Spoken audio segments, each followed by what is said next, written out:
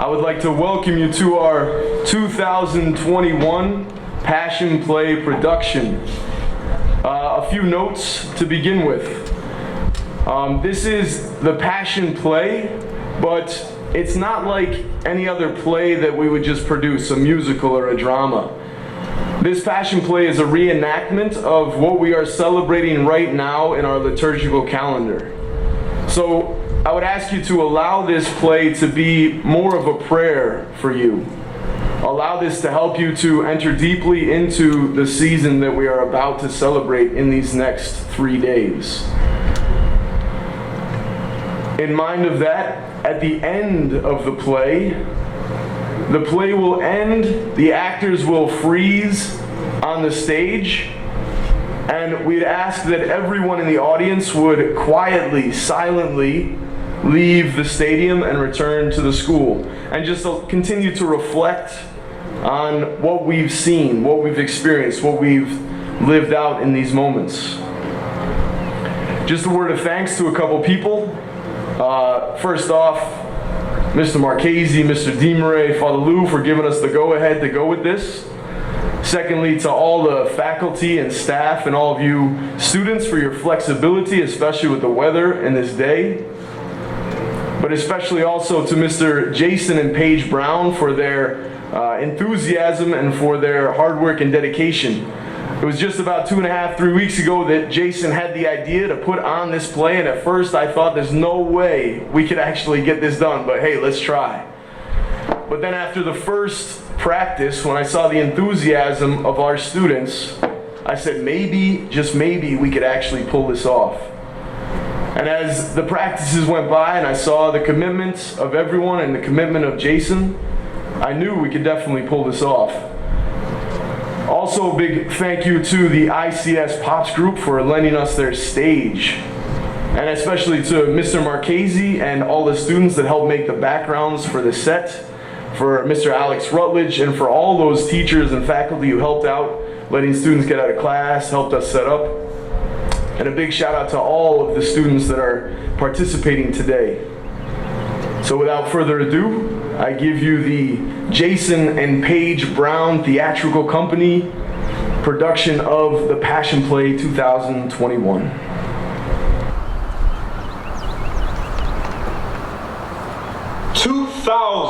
Years ago, a young man called Jesus of Nazareth walked around the land of Israel with a small band of followers, teaching the people about the kingdom of God and performing miracles of the healing which amazed everyone. His fame spread rapidly, and soon there were rumors circulating that he was the Messiah, our Savior, for whom the country had been waiting since the days of the prophets. Jesus wasn't popular with everyone.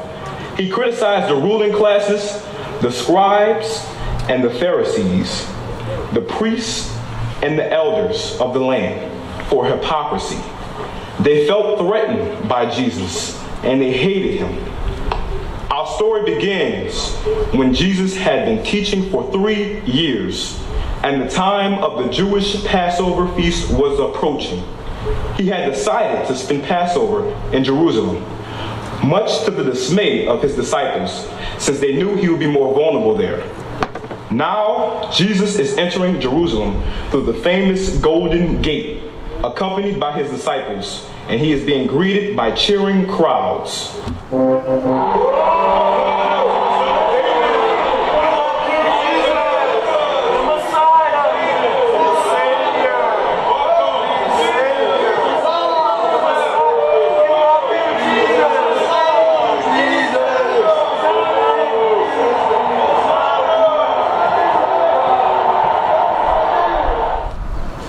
Has got to be stopped.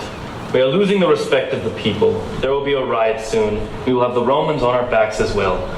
Do you know what he did today? What did he do, Caiaphas? He stormed into the temple courtyard, turned over the tables of the money changers, and called the temple of God a den of thieves. Then he went straight into the temple and started teaching the people. And he's not one of us. No, he didn't. What did you say to him? I asked him by whose authority he had done all that, but he wouldn't say. He just asked me a question about that other troublemaker, John the Baptist, trying to trick me. What I wouldn't answer, neither would he. He wouldn't answer you, the high priest? What insolence! We could have him arrested. He has said some terrible things about us, and he encourages the mob to break the law. He even walks about and does his strange tricks on the Sabbath. Yes, and I heard him threatening to destroy our sacred temple, and then just rebuild it in 3 days. Sacrilegious rubbish. He definitely should be locked up. Locking up is no good. The people are on his side. No. We have to convict him of blasphemy against God, so that we can have him executed.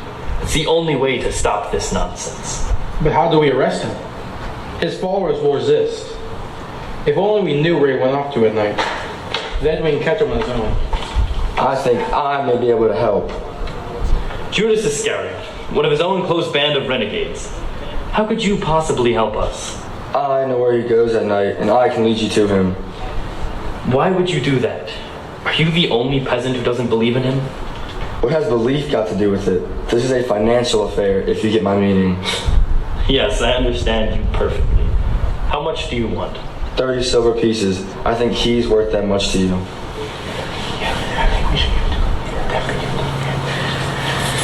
Here you are, 30 pieces of silver.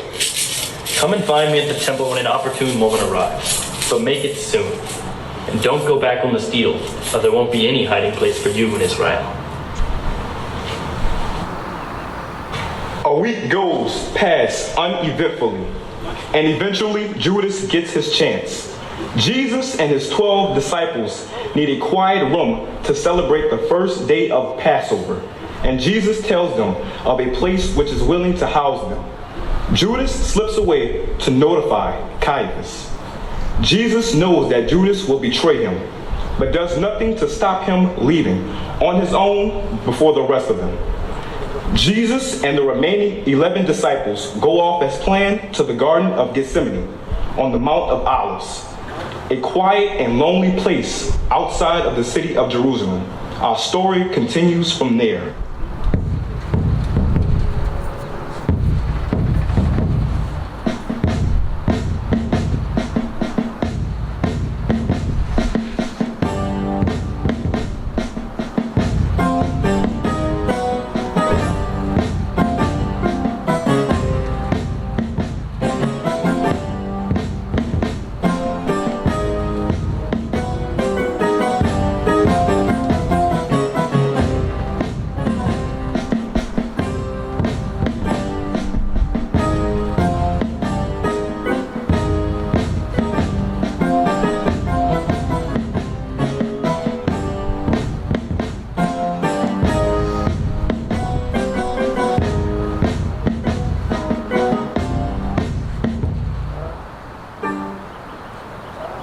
Following the Passover meal, Jesus and his disciples walk out into the city, to Mount of Olives, and into the Garden of Gethsemane, which is where we join them. Jesus knows what is going to happen to him, and he is worried and afraid. What's the matter, Jesus? You look sad. That's not like you. Ah, my friend, this will be a very hard night for me and for all of you. I will be betrayed into the hands of the high priest, and you all will desert me. Not me, Lord. I would never desert you. You'd have to die for it. I will stand by your side. Oh, Peter, so impetuous. But I tell you, this very night, before the cock crows in the morning, you will deny that you know me 3 times. No, not possible. I would never disown you. Neither will I. Not me. I'll stay with you. We won't leave your side, Jesus. No, never, Jesus. I've got a sword here. They'll never take you while I'm alive. I've got one too. Jesus, do you think 2 swords is enough? Yes, I'm sure that's all we will need. But you need to pray earnestly that you won't lose courage and fall victim to temptation. Wait here. Watch and pray while I go over there by myself for a while.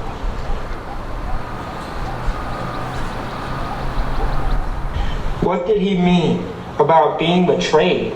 Nobody knows we are here? Anyway, they've tried to get a hold of him several times before, and they haven't succeeded. But I've never seen him so worried and unhappy. I can't make sense of it at all. Watch and pray, he said. But I'm so tired, it's been a very long day. I think I'll just rest for a while. Good idea. I'm not sure what to pray for anyway.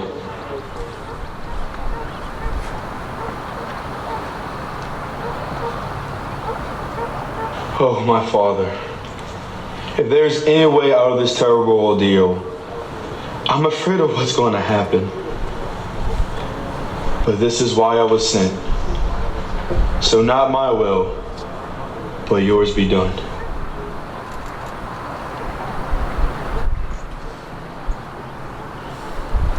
Wake up! Is it too much to ask for you to pray for a few minutes?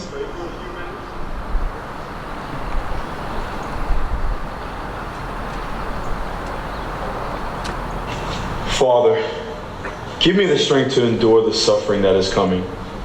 If it is really your will that I should go through with it,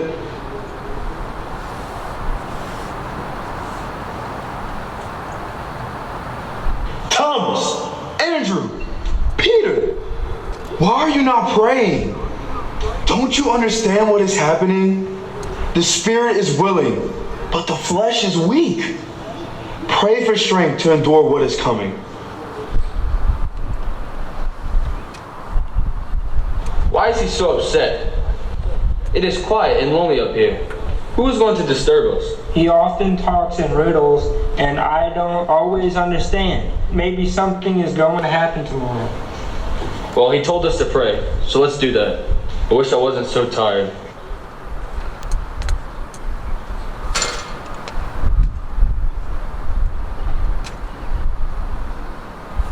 My Father, I now understand and fully accept that all of this is according to your will. They are coming for me now. I will go with them.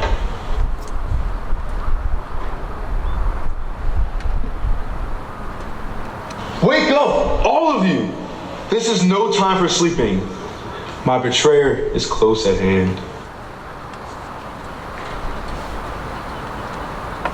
The one I greet with a kiss is Jesus. Seize him.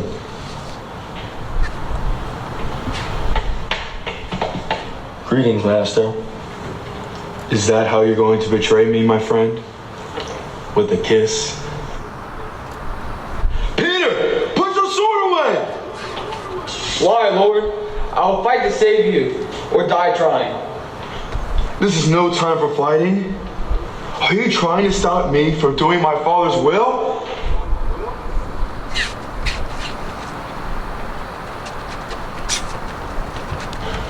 What's going on? Why is he going with them? If that's what he wants, we can't help him. Let's get out of here!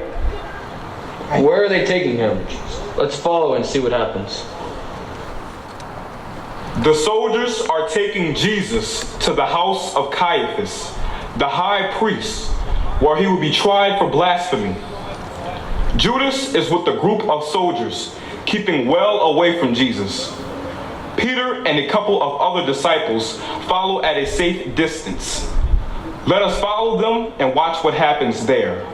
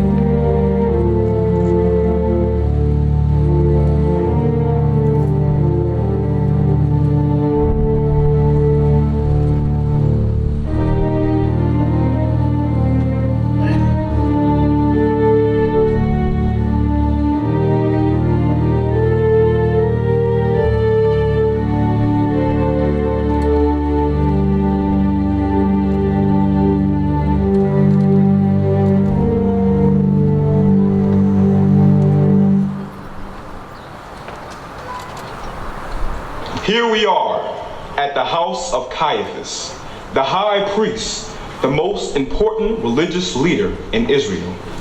The house is very big and grand and befits Caiaphas' status, and the household includes many servants, both inside and in the courtyard surrounding it. At last, Caiaphas has Jesus where he wants him, captured, bound and on his own, accompanied by his scribes and the elders. He can now interrogate Jesus and prove that he is a blasphemer. To that end, Caiaphas has engaged the services of several people who have now been paid to give evidence against Jesus. Peter has followed Jesus at a distance and is now waiting anxiously to see what would happen. Judas is also there, hovering in the background. As Jesus' trial before Caiaphas begins, Judas is beginning to realize just what he has done. You are accused of blasphemy against God. How do you plead? What? Nothing to say now, eh? You had plenty to say when you had the rabble around you eating out of your hand. Never mind. We have witnesses to your words and actions, and they will speak for you. Servant, go out and fetch the first witness.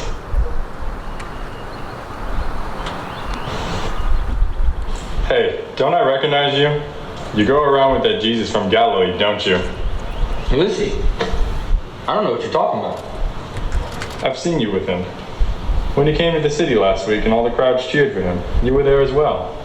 You're wrong. I tell you again, I don't know the man. Why don't you believe me?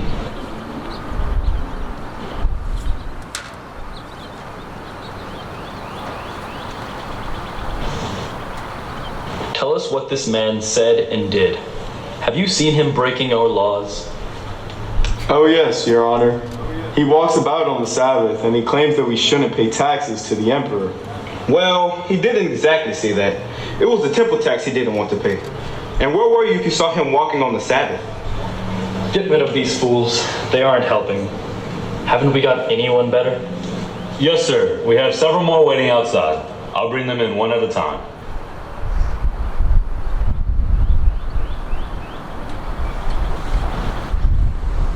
There you are. I've been looking for you. I know you are one of his followers. You even speak like a Galilean. Why not admit it? I solemnly swear to you, I don't know the man. Why can't you go away and leave me alone?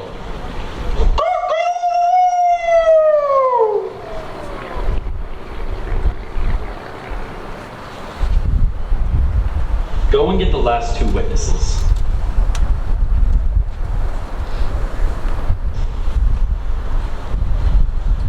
What did this fellow say about our sacred temple? He said he was going to knock it down and then rebuild it in 3 days. No, he said that someone else had to knock it down and then he would build it again, but not using his hands. Anyway, he wanted it knocked down, which is a terrible crime. Do you have nothing to say in your defense? Can't you hear the charges they are bringing against you? Say something! I put you under oath to the living God to tell us if you are the Messiah, the Son of God. Yes, I am. And you will see the Son of Man seated at God's right hand and coming on the clouds of heaven. Blasphemy! You have all heard it for yourselves. What do you think? He deserves death!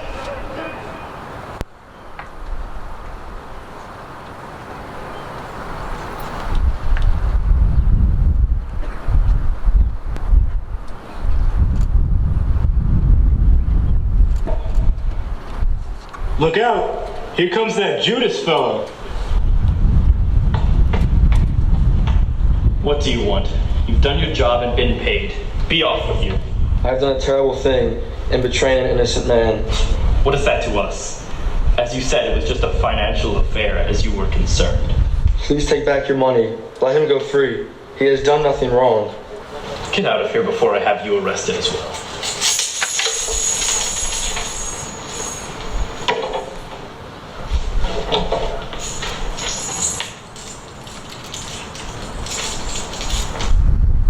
Caiaphas has now got what he wants, but Israel is an occupied land. and he has no power to put people to death. He now has to persuade the Roman governor, Pontius Pilate, to agree that Jesus should die. Caiaphas and his retinue take Jesus down to Pilate's court, and it's now Pilate's turn to question him.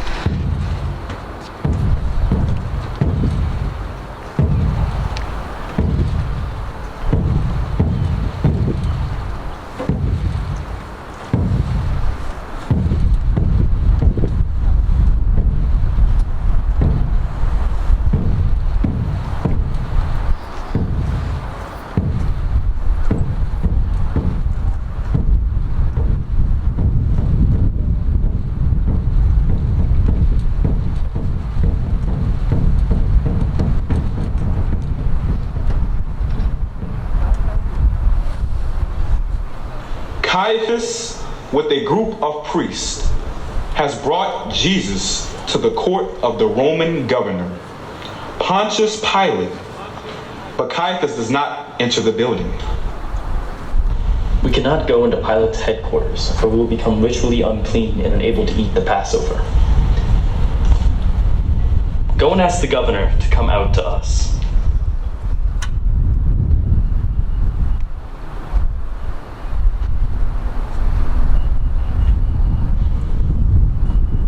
Why have you brought this man to me? What has he done? This is Jesus, the Nazarene, who has been perverting the nation and telling people not to pay taxes to the emperor. He has committed blasphemy by setting himself up as the Messiah, and he claims to be a king. Jesus of Nazareth? I have heard of this man.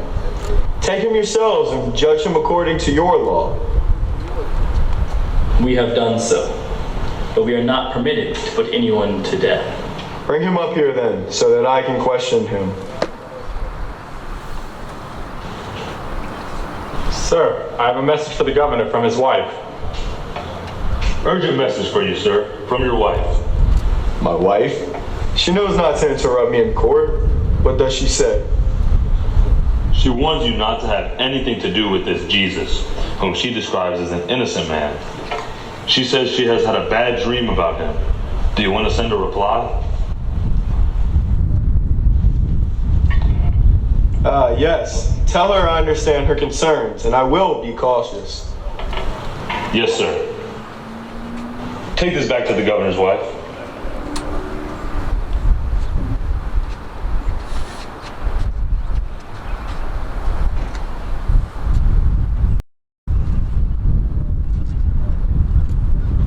Are you the king of the Jews? What about these charges they bring against you?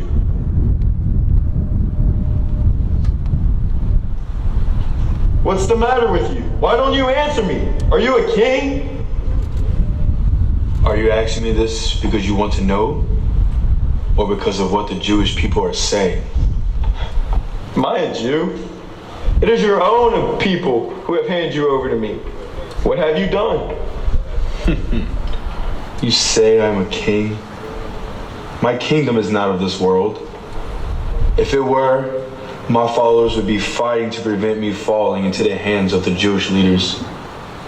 But my kingdom is far from here. So you are a king. It is you who keeps calling me a king. But I was born and came into the world to bear witness to the truth.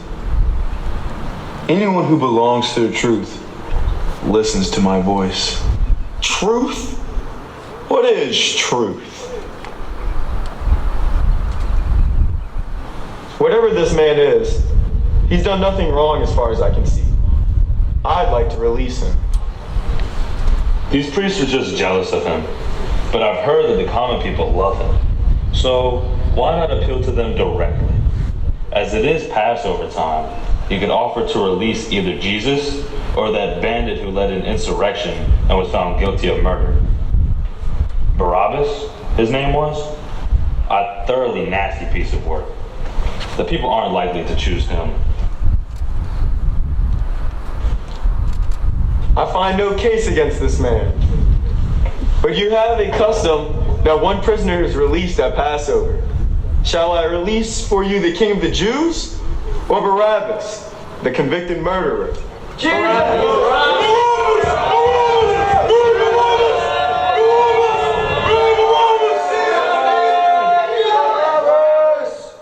What shall I do then with Jesus, who is called the Messiah? Crucify him!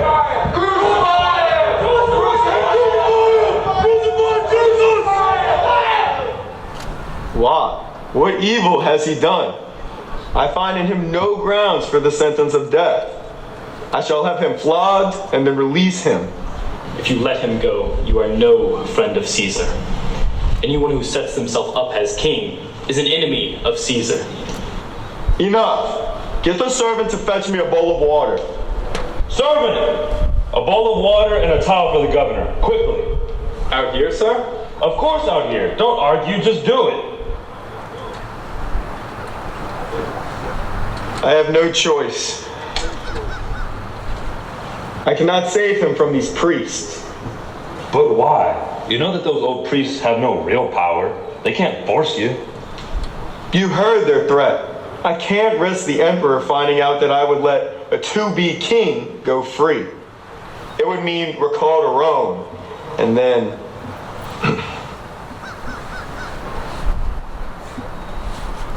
I am innocent of the blood of this just man. See to it yourselves. His blood be upon us and upon our children. Take him away and flog him. Sir, what inscription do you want on the cross? We usually put the crime, but he has committed no crime. There was no threat to the emperor, only to the power of the Jewish priests, because he claimed to be their Messiah, or king. I know. Write Jesus of Nazareth, King of the Jews. the priests won't like that, sir. They'll want to change it to, he said he was the king of the Jews, or something like that. What will you say to them? I shall say, what I have written. Make sure it is inscribed in the Jewish language and Latin and Greek so that everyone can understand it, especially the priests. Yes, sir. In the barracks, the soldiers flog Jesus and then mock him. They dress him in a purple robe and press a crown of thorns on his head. They bow to him and say, "Hail, King of the Jews!" He is blindfolded and struck repeatedly with calls of prophecy to us, O Christ. Who was that struck you? Throughout this ordeal, Jesus says nothing. Finally, he is brought back and shown to the people.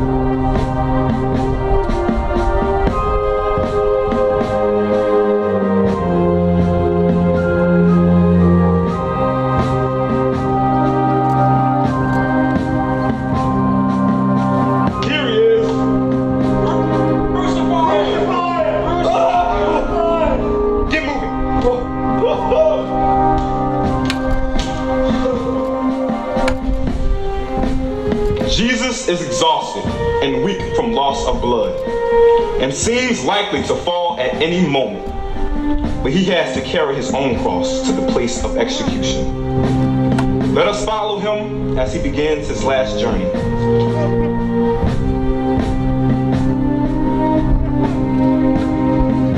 Get up, you wretch! You there, what's your name? Simon. I'm not from around here. I come from Cyrene. I don't care where you come from. Just get hold of that cross and carry it. I don't want this fellow dying on the way.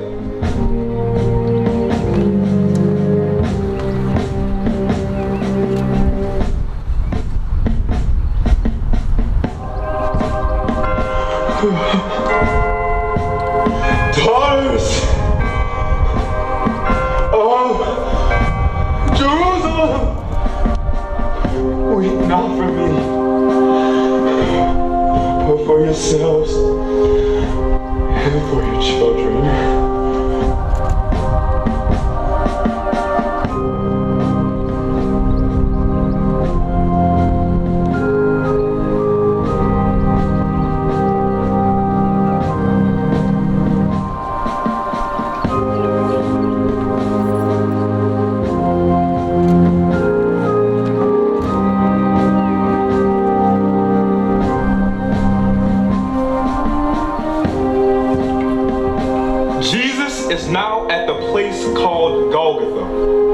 Which means the place of the skull. Jesus is the third person to be executed today. There are already 2 bandits who were crucified earlier. It was traditional for the soldiers to take and keep the clothing of prisoners before crucifying them. So Jesus will be stripped and his garments shared out. Get your arms up.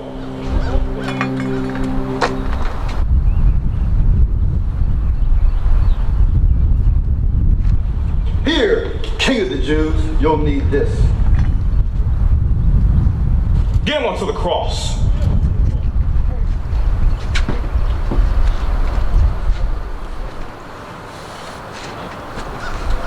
Get those nails from over there. Nails? We just tie them on. Yeah.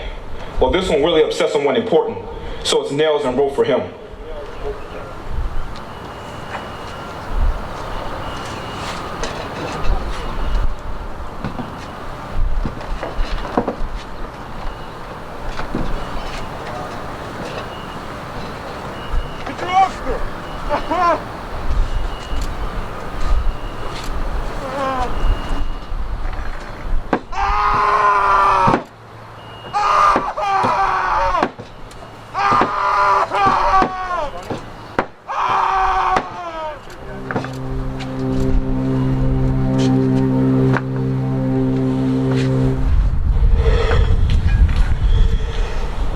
Father,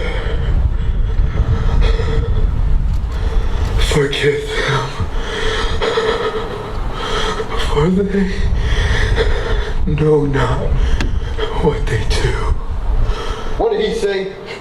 He says he forgives us. That's a new one on me. If they can still speak, they usually curse us. Anyway, let's hoist them up. Soldiers, come and give us a hand, will you?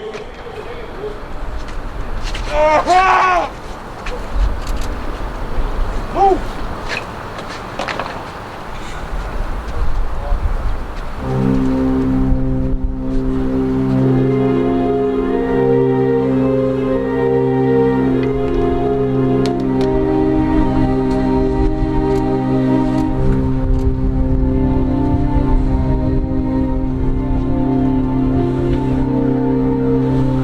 Can we share his clothes out now? You can have this. I'll take that. Here's a surprise. This is really good material, and it seems to have been woven in one piece. I wonder where a peasant gets something like this. Can I have it? No, we'll roll for it. Have you got your dice with you? Never without them. 3, 6, 9! Ha! 2 5s, 10. This will fetch you quite a lot when it has been washed. Right. Job done. Now we just have to stand guard until this lot have died. I hope it doesn't take too long. It's hot out here.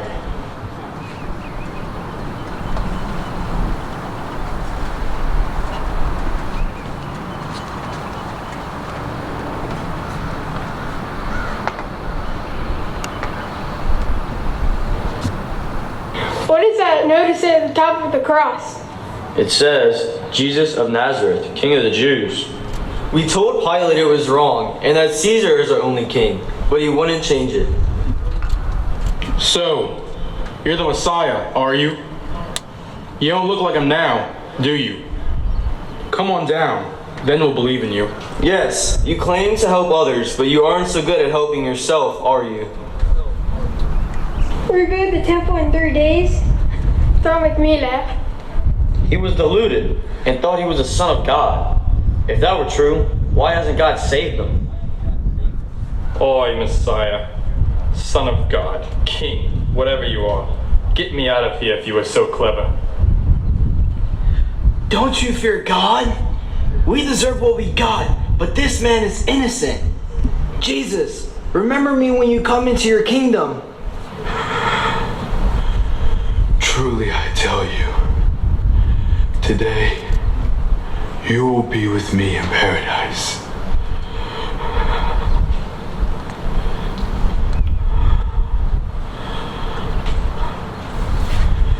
Mother, here is your son, John. Here is your mother.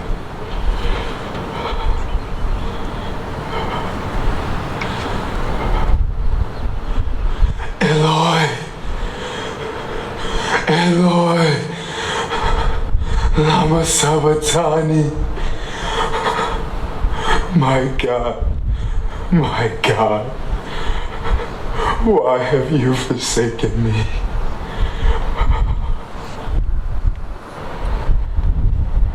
What did he say? Not sure. It sounds as if he was calling upon Elijah, the prophet who was taken up to heaven in a fiery chariot. Maybe Elijah will come and save him. There's a wine jar over there and some reeds. Get something to moisten his mouth so that we can hear what he is saying.